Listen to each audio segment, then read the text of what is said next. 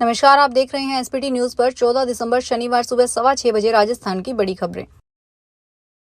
राजस्थान सरकार के 1 साल का कार्यकाल पूरा होने पर सीएम भजन लाल शर्मा ने कायड़ अजमेर में आयोजित किसान सम्मेलन में प्रदेश के किसानों के लिए सौगातों की झड़ी लगा दी। मुख्यमंत्री किसान सम्मान निधि की दूसरी किश्त जारी हुए सीएम भजन लाल शर्मा ने कहा, आज किसान सम्मान निधि 70 लाख किसानों के खाते में भेजने का काम पूरा हुआ है। किसान और पशुपालक एक दूसरे के पूरक हैं, इसलिए प्रदेश के 3,25,000 पशुपालकों को 5 रुपए प्रति लीटर की दर से 200 करोड़ रुपए दिए गए हैं। सीएम भजन लाल शर्मा ने कहा कि शुक्रवार से मुख्यमंत्री मंगला पशु बीमा योजना, ऊंट संरक्षण और विकास मिशन 1000 दुग्ध संकलन केंद्र शुरू किए गए हैं। इसमें 20,000 पशुपालकों को ब्याज मुक्त ऋण, 8,000 सौर ऊर्जा संवेदकों को 80 करोड़ रुपए, 100 गौशाला को गो कास्ट मशीन जैसे तोहफे शामिल हैं। सुप्रीम कोर्ट ने शुक्रवार को इलेक्ट्रॉनिक वोटिंग मशीनों के वेरिफिकेशन के लिए पॉलिसी बनाने की मांग वाली याचिका पर सुनवाई की। जस्टिस विक्रम नाथ और जस्टिस पीबी वराले की बेंच ने अपीलकर्ताओं से कहा कि याचिका यहां क्यों लाए हो, इसे पुरानी बेंच के पास भेजना चाहिए। अपीलकर्ता हरियाणा के पूर्व मुख्यमंत्री करण सिंह दलाल और 5 बार के विधायक लखन कुमार सिंगला ने कोर्ट से ईवीएम की जांच के लिए मजबूत सिस्टम बनाने की मांग की। उन्होंने कहा कि चुनाव आयोग ईवीएम के 4 components, control unit, ballot unit, VVPAT और सिंबल लोडिंग यूनिट की ओरिजिनल बर्न मेमोरी और माइक्रो कंट्रोलर की जांच के लिए पॉलिसी बनाए। प्रधानमंत्री नरेंद्र मोदी ने शुक्रवार को प्रयागराज महाकुंभ के लिए कलश स्थापित किया। 5700 करोड़ रुपए के प्रोजेक्ट का भी शिलान्यास उद्घाटन किया। जनसभा को संबोधित करते हुए पीएम ने कहा, गुलामी के कालखंड में भी कुंभ की आस्था नहीं रुकी। मोदी ने कहा, संगम आकर संत, महंत, ऋषि, मुनि, ज्ञानी, विद्वान सब एक हो जाते हैं। जातियों का भेद खत्म हो जाता है, संप्रदायों का टकराव मिट जाता है। प्रयागराज वो स्थान है जिसके प्रभाव के बिना पुराण पूरे नहीं होते। इसलिए मैं कहता हूँ, ये महाकुंभ एकता का महायज्ञ है। इसमें हर तरह के भेदभाव की आहुति दी जाती है। ट्रैवल प्लस लीजर के पीपुल्स चॉइस सर्वे अवार्ड में राजस्थान को देश का सबसे बेस्ट वेडिंग डेस्टिनेशन का खिताब दिया गया। नई दिल्ली स्थित आईटीसी मौर्या में गुरुवार को आयोजित सम्मान समारोह में पर्यटन विभाग की संयुक्त निदेशक सुमिता सरोज ने अवार्ड प्राप्त किया। उप मुख्यमंत्री दिया कुमारी ने राजस्थान को बेस्ट डेस्टिनेशन वेडिंग का अवार्ड मिलने पर प्रसन्नता जाहिर की। उन्होंने कहा कि यह पुरस्कार राजस्थान की विरासत, कला, संस्कृति, खान पान और स्थानीय लोगों का सम्मान है। उन्होंने कहा कि राजस्थान को बेस्ट डेस्टिनेशन वेडिंग का पुरस्कार मिलना राज्य सरकार की नीतियों व पर्यटन क्षेत्र से जुड़े सभी स्टेक होल्डर्स को सामूहिक प्रयासों का परिणाम है। राष्ट्रपति भवन में हर हफ्ते आयोजित होने वाले चेंज ऑफ गार्ड समारोह आज शनिवार को नहीं होगा। राष्ट्रपति भवन ने शुक्रवार को बयान जारी कर इसकी जानकारी दी। दरअसल 14 दिसंबर को राष्ट्रपति का पोलो प्रदर्शनी मैच आयोजित होने के कारण यह निर्णय लिया गया।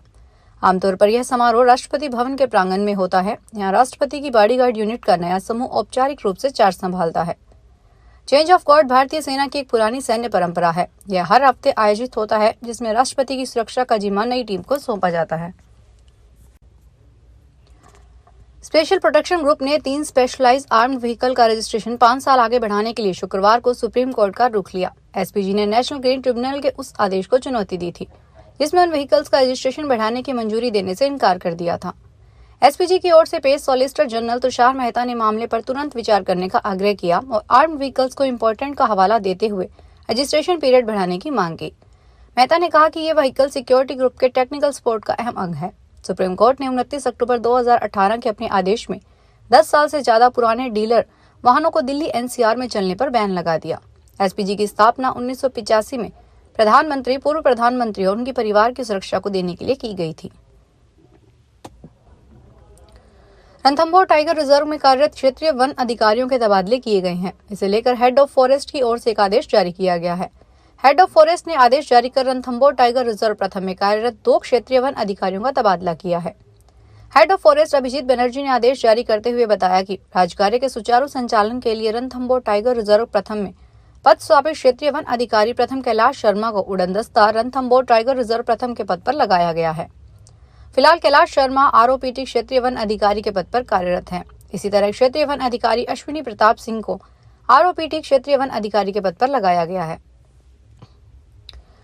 दिल्ली विधानसभा चुनाव के मद्देनजर आम आदमी पार्टी की तीसरी लिस्ट शुक्रवार को सामने आई। लिस्ट में सिर्फ एक नाम था। पार्टी ने तरुण यादव को नफ्सगढ़ सीट से उम्मीदवार घोषित किया है। पिछले चुनाव में कैलाश गहलोत ने यहां से चुनाव जीता था।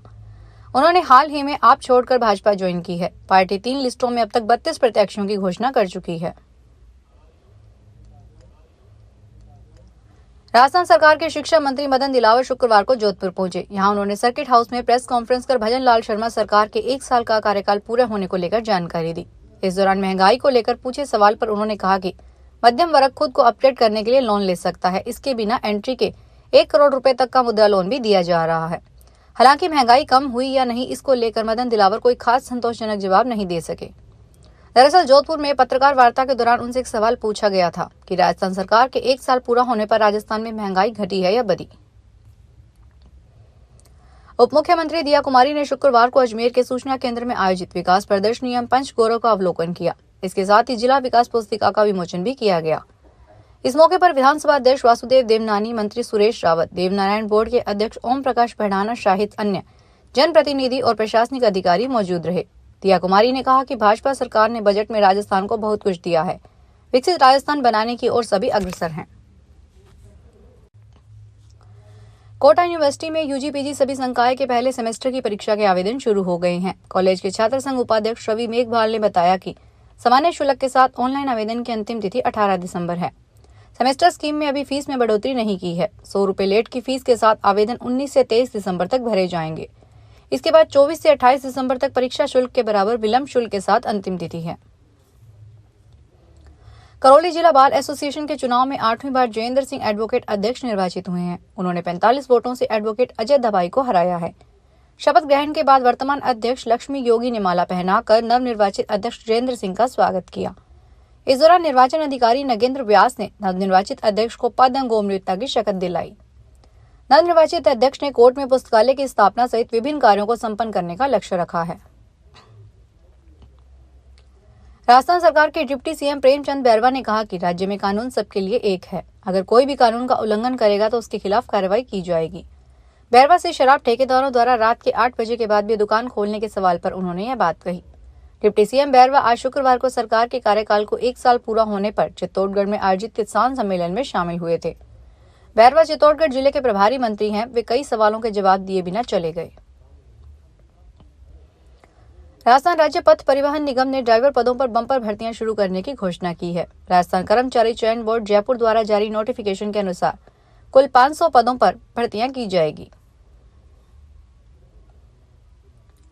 अब राजस्थान के स्कूलों में छात्र की प्रगति एआई टूल के मदद से ट्रैक की जाएगी। राजस्थान के मुख्यमंत्री भजन लाल शर्मा ने TCIL और कंज्यूमेनियस AI के सहयोग से स्कूली शिक्षा प्रणाली को बदलने के लिए विद्या समीक्षा केंद्र लॉन्च किया है। स्कूल प्रशासन में सुधार, छात्र की प्रगति और राज्य भर में शिक्षा के विकास की जिम्मेदारी इस नए केंद्र की होगी।